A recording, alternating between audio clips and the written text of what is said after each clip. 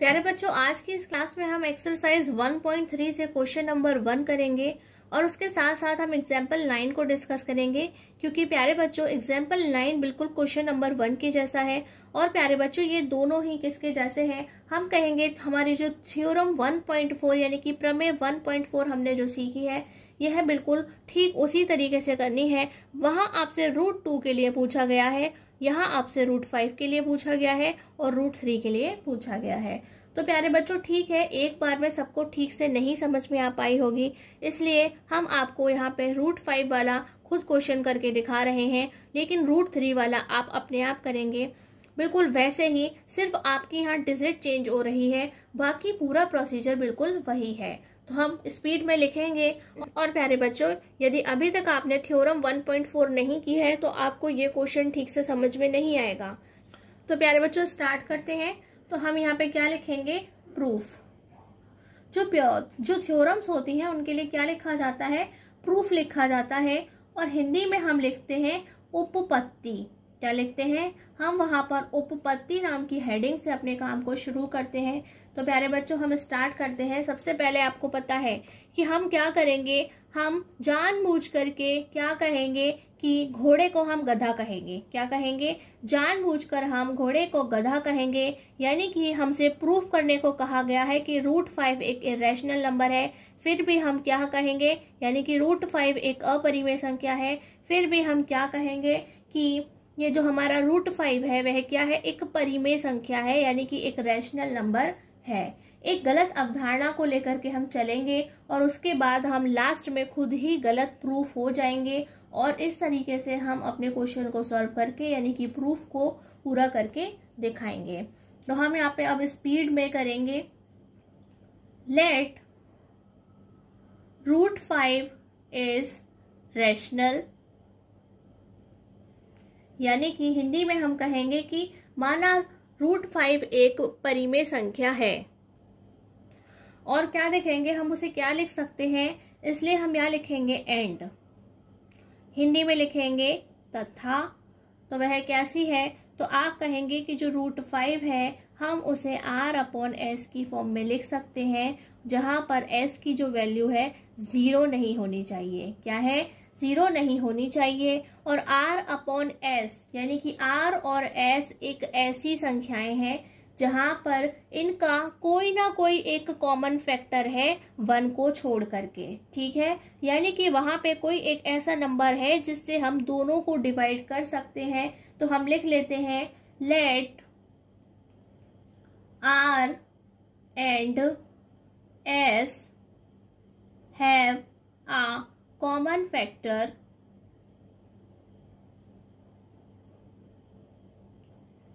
Other than 1, यानी कि 1 के अलावा उनका कोई फैक्टर है।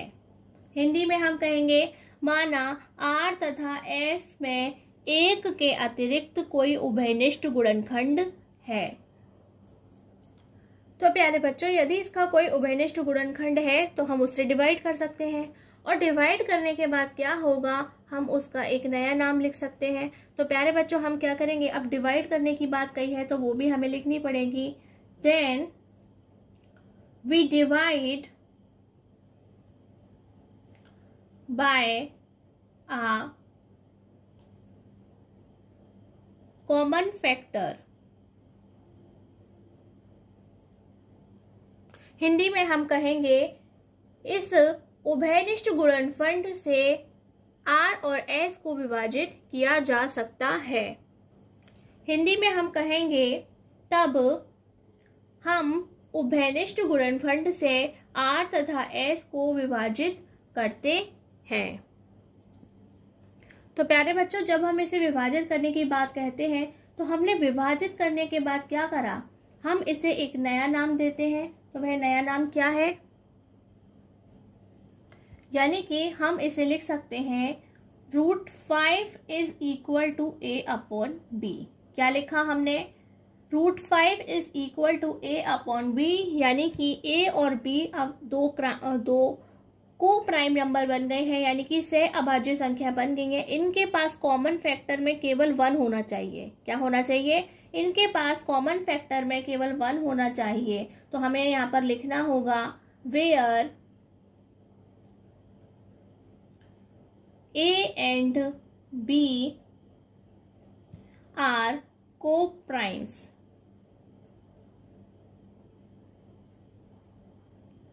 हिंदी में हम कहेंगे जहां A तथा B सह अभाज्य संख्याएं हैं। और प्यारे बच्चों, इसे सॉल्व करने के लिए हम क्या लिख सकते हैं, अपॉन 1, और देन हम इसका क्रॉस मल्टीप्लाई करेंगे तो क्या लिखेंगे, A का 1 से मल्टीप्लाई करेंगे तो हम A लिखते हैं, और B का √5 से करेंगे तो क्या लिखेंगे, √5B। और इसे हम एक इक्वेशन का नाम देंगे इक्वेशन 1। और प्यारे बच्चों, अब हम इसे सॉल्व करने के लिए क्या करेंगे, दोनों साइड्स का स्क्वायर करेंगे, यानी कि स्क्वेयरिंग ऑन बोथ साइड्स, दोनों ओर वर्ग करने पर। तो प्यारे बच्चों, जब हम इसका स्क्वायर करेंगे तो उसे किस तरह से लिखेंगे, होल स्क्वायर ऑफ √5b। और इसे सॉल्व करते हैं तो हम क्या देखते हैं कि रूट की पावर, रूट और पावर आपस में कैंसिल हो जाएंगे, तो ये बन जाएगा 5 और b हो जाएगा b²।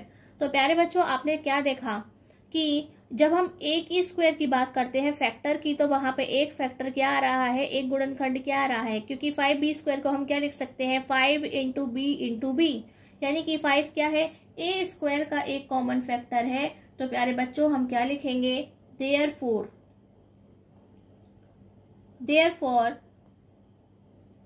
5 divides a²।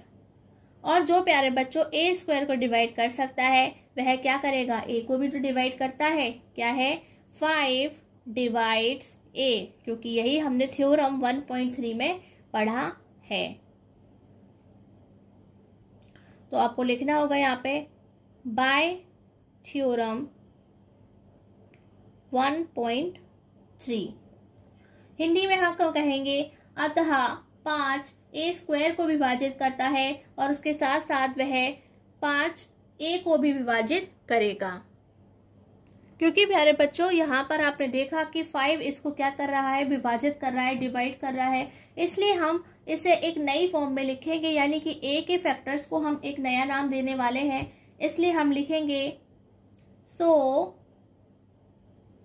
We can write, अतः हम लिख सकते हैं।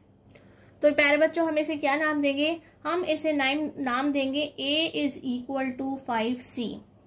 क्या नाम दिया, जैसे कि a² के फैक्टर का नाम क्या था, 5b², इसी तरह से हमने a के नए फैक्टर का नाम क्या रखा है, 5c, क्योंकि हम ये तो जानते हैं कि वह 5 से डिवाइड करता है, लेकिन जो b² है उसकी भी तो अपनी ऐसी कोई वैल्यू होगी जिसको हम जब a में फैक्टर करके देखेंगे तो वहां पे कोई वैल्यू आने वाली है।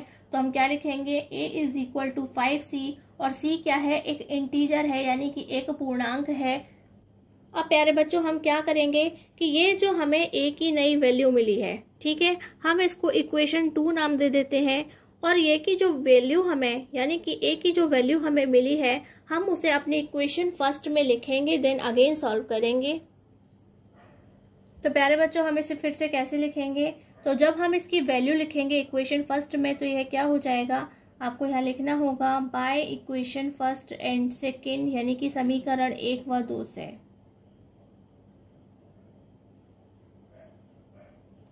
यहाँ हम उसकी वैल्यू पुट करते हैं तो क्या लिखेंगे, 5c = √5b।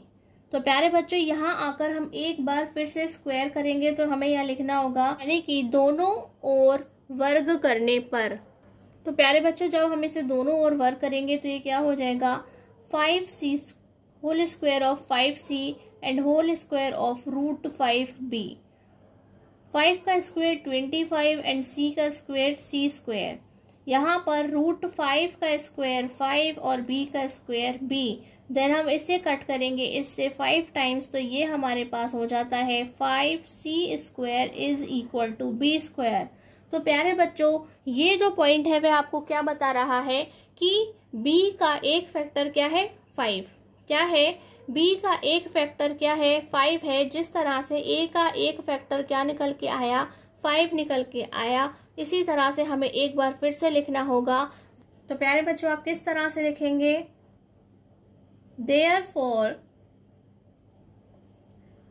5 also divides b square.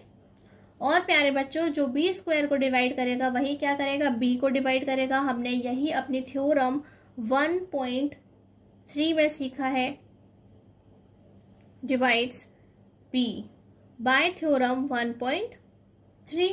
Hindi में हम कहेंगे अतः 5 b स्क्वायर को भी विभाजित करता है और इसीलिए वह b को भी विभाजित करेगा। तो प्यारे बच्चों, यही पॉइंट क्या हो गया, हमारे लिए गलत हो गया। हमने पहले कहा था कि जब हम अपने r अपॉन s को a अपॉन b की फॉर्म में लिखते हैं तो वहां पर 1 के अलावा उसका कोई भी कॉमन फैक्टर नहीं आना चाहिए। लेकिन फिर भी जब हमने सॉल्व किया तो a का फैक्टर 5 निकला, देन b का अगेन फैक्टर जो है 5 निकल आया। दोनों के फिर से एक जैसे फैक्टर निकल आए। इट मीन्स कि जो हम मान के चल रहे थे वही गलत है। यानी कि हम पहले घोड़ा को गधा कह रहे थे, यानी कि वह गधा नहीं है, वह घोड़ा ही है। इसलिए हम क्या लिखेंगे, दिस इज अ कॉन्ट्रडिक्शन, यानी कि यह एक विरोधाभास है। यानी कि हमारी ही कही हुई बात क्या है, गलत साबित हो गई है। इसलिए हम क्या कह सकते हैं कि √5 एक इरेशनल नंबर है। सो √5 इज इरेशनल। हिंदी में हम कहेंगे अतः √5 एक अपरिमेय संख्या है। तो प्यारे बच्चों, इस तरह से हमने आपको प्रूफ करके दिखाया है कि √5 एक इरेशनल नंबर है, यानी कि अपरिमेय संख्या है। इसी तरह से आपको इसका एग्जाम्पल करना है, जहां पर आपसे पूछा गया है कि √3 एक इरेशनल नंबर है, यानी कि वह एक अपरिमेय संख्या है। बिल्कुल ठीक इसी तरह से सारे स्टेप्स हमें लिखना है। सिर्फ आपके लिए जो डिजिट है, जो अंक है, वह बदल गया है। हमें इस बार 5 नहीं 3 लिखना है और उसी का ही स्क्वायर करना है। और सारे जो इसके स्टेप्स हैं बिल्कुल ठीक इसी तरह से रहेंगे। यदि अभी भी आपको कोई डाउट हो तो आप हमें कमेंट बॉक्स में पूछ सकते हैं। आज की क्लास में इतना ही। नमस्कार, धन्यवाद।